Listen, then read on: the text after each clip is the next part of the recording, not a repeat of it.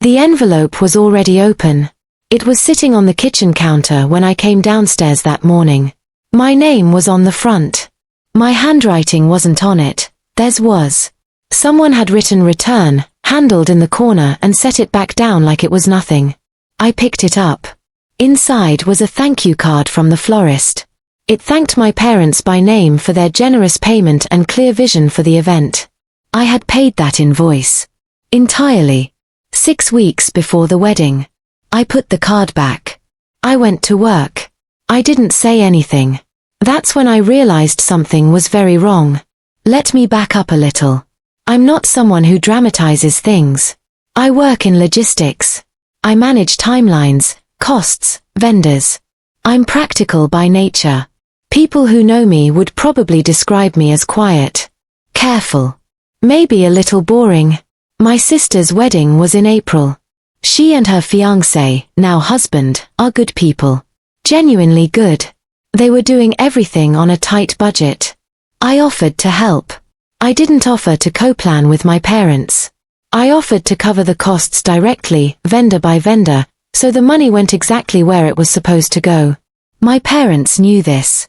We had a conversation about it in January. I told them I'd handle the florist, the catering deposit, and the venue balance. They nodded. My mother said, "That's so generous of you."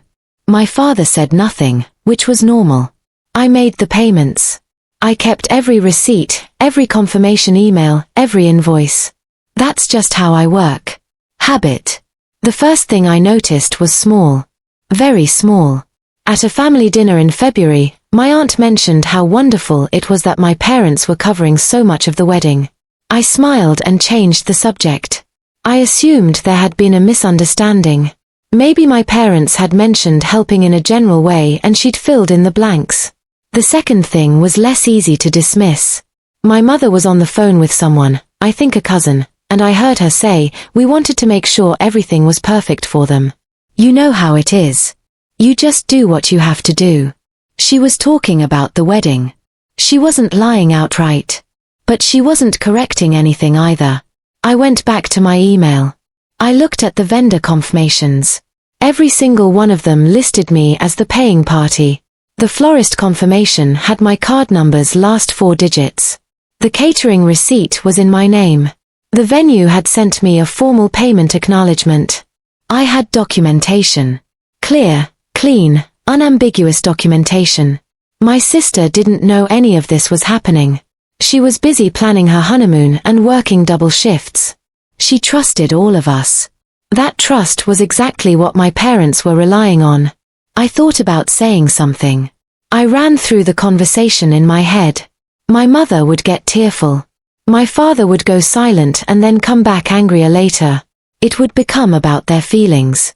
The wedding was 6 weeks away. My sister would be caught in the middle of something she didn't create and didn't deserve. And the people who had already heard the wrong version of events, they wouldn't hear it.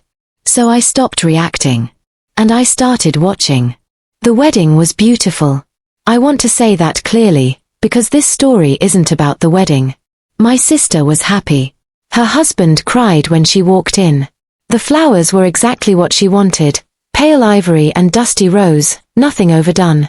The venue was warm. The food was good. I sat at the family table and watched everything unfold the way it was supposed to. And I watched my parents receive congratulations all evening. Guest after guest came to their table. Hugs. Handshakes. You must be so proud. Everything is just stunning. You really went all out for them. My mother accepted every one of those moments with a soft smile and a modest wave of her hand. We just wanted it to be special, she said more than once. My father shook hands and nodded slowly, the way people do when they've earned something. I didn't react. I watched. I had my phone in my jacket pocket with every confirmation email already downloaded offline. Screenshots. PDFs. A folder I had created 3 weeks earlier titled simply, Records. But I needed more than what I already had. Not because my documents weren't enough. They were. But I knew how my family worked. I knew that if I showed a receipt, the response would be, "We reimbursed you privately." Or, There was a miscommunication. Or, most likely, why are you doing this to us at your sister's wedding? The documents proved payment.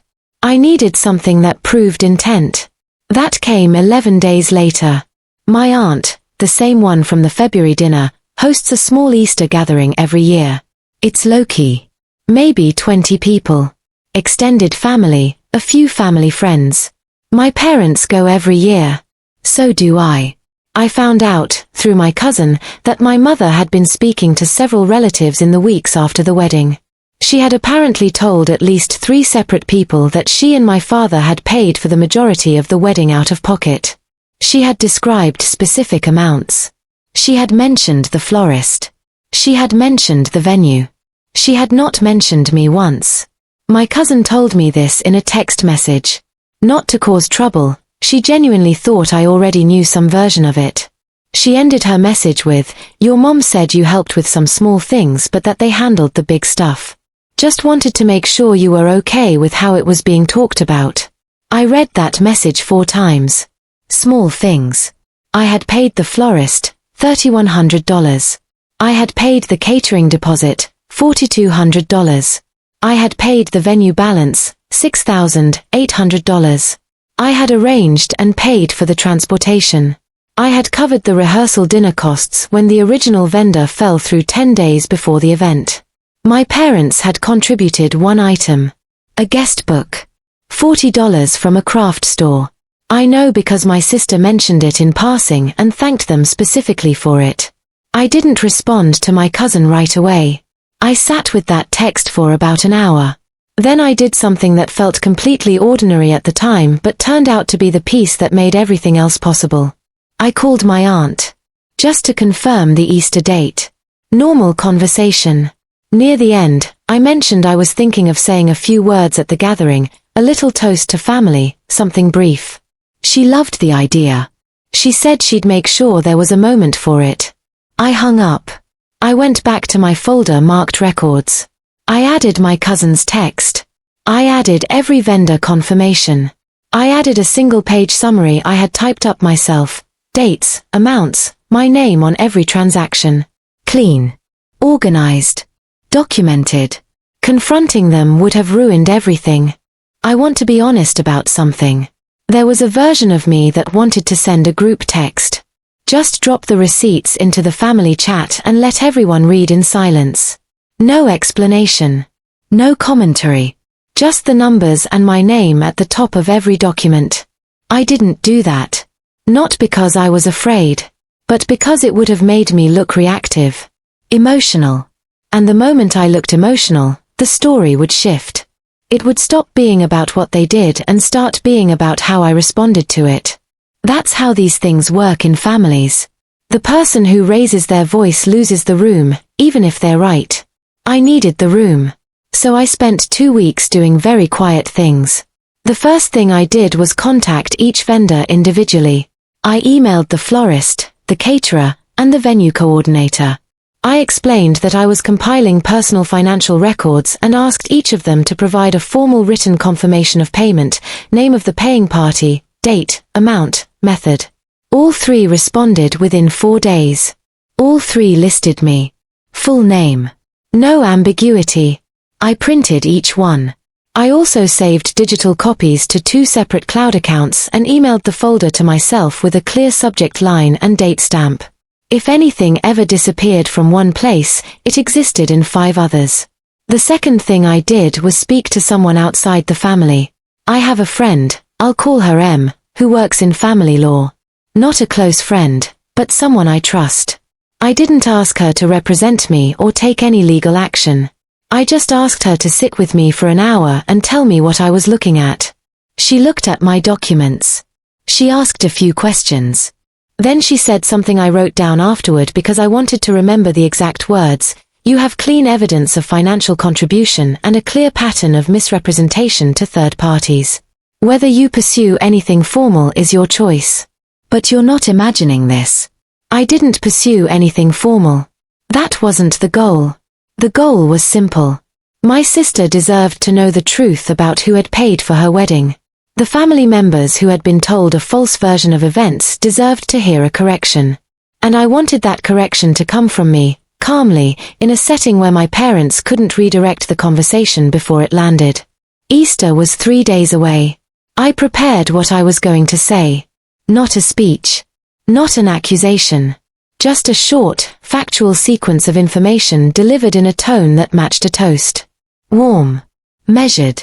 The kind of thing that sounds like appreciation until it doesn't.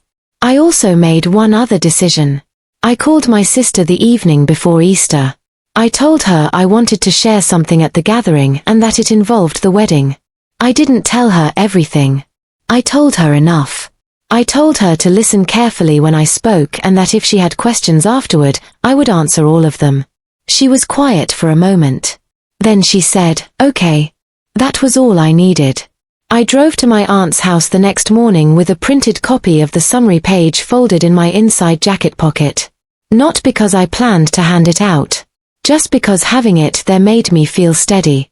Like a pilot with a checklist already completed before takeoff. My parents arrived about 20 minutes after me. My mother hugged everyone at the door. My father helped carry dishes to the kitchen. They moved through the room the way people do when they feel comfortable. Settled. Like nothing was pending. They didn't know about my conversation with them. They didn't know about the vendor confirmations. They didn't know my cousin had texted me. They didn't know I had spoken to my sister the night before. They thought it was just another day. It wasn't. Easter lunch went the way it always does. Too much food. Overlapping conversations. Someone's kid running between the chairs. My aunt refilling glasses before anyone asked. It was warm and familiar and completely normal, and I sat through all of it with the folded paper in my jacket and a very ordinary expression on my face. My father made a joke near the end of the meal. Everyone laughed. My mother was telling someone about a television show she'd been watching. The room was relaxed. My aunt caught my eye from across the table and gave me a small nod. The signal we had agreed on. A few words. "Whenever you're ready." I stood up quietly. I didn't tap a glass. I didn't raise my voice. I just stood, and the table settled on its own the way tables do when someone stands with intention. I said I wanted to take a moment to talk about my sister's wedding. I looked at her first. She was sitting across from me, very still. She gave me the smallest nod. I held on to that. I said that watching her get married was one of the best days I'd had in a long time. That was true. I meant it completely.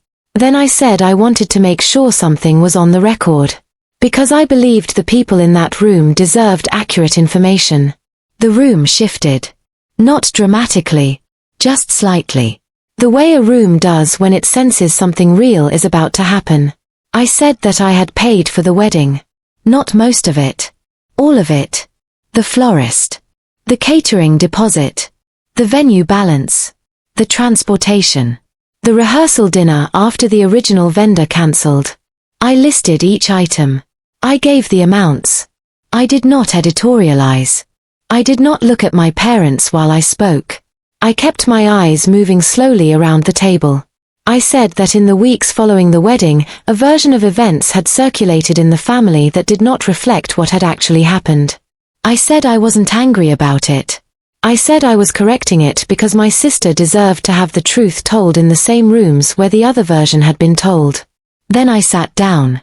The silence lasted maybe 4 seconds. It felt longer. My mother spoke first. Her voice was careful. She said there had been a misunderstanding. That things had been discussed privately. That it was more complicated than it sounded. I didn't argue. I said I understood she saw it differently. I said the vendor records were available to anyone who wanted to see them and that I was happy to share them after lunch. My father said nothing. He picked up his glass. He set it back down. He looked at the table. My sister asked to see the documents after lunch. We sat in my aunt's small back room, just the two of us, and I walked her through everything. The confirmation emails. The payment receipts. The vendor letters. The summary page. She read each one carefully. She didn't cry. She asked 2 or 3 quiet questions. I answered them. At the end she said, I didn't know. I told her I knew she didn't. She thanked me. Not in an overblown way. Just sincerely. The kind of thank you that means something because it isn't performed. In the days that followed, a few relatives reached out privately. They had heard the earlier version. They wanted to understand the real one. I sent the summary document to anyone who asked. I didn't add commentary. I didn't frame it as an exposé. I just let the facts travel the same distance the fiction had. My parents and I have not had a direct conversation about it since Easter. I don't know if we will. I'm not waiting for an apology. I'm not holding a grudge. I made a decision some time ago that I would not spend energy pursuing outcomes I couldn't control. I could control the record. I controlled it. My sister called me a few weeks later to tell me she had set up a small monthly transfer into an account in my name. She said she and her husband had talked about it and they wanted to start paying me back, slowly, over time. I told her it wasn't necessary. She said she knew it wasn't necessary. She said they wanted to. I let her. There's something clarifying about doing the right thing without an audience. I hadn't paid for that wedding to be recognized. I paid because she's my sister and I could and I wanted to. The recognition I ended up receiving wasn't something I chased. It was something that became necessary when the alternative was letting a false version of events become permanent. I don't think of what I did at that Easter table as revenge. It didn't feel like revenge. It felt like maintenance. Like correcting a record that had been filed incorrectly. Calm, procedural, and final. My parents are still my parents. That part is complicated and probably always will be. But complication isn't the same as confusion. I know what happened. The people who matter know what happened. The documents exist and they say what they say. That's enough. That night, everything was quiet.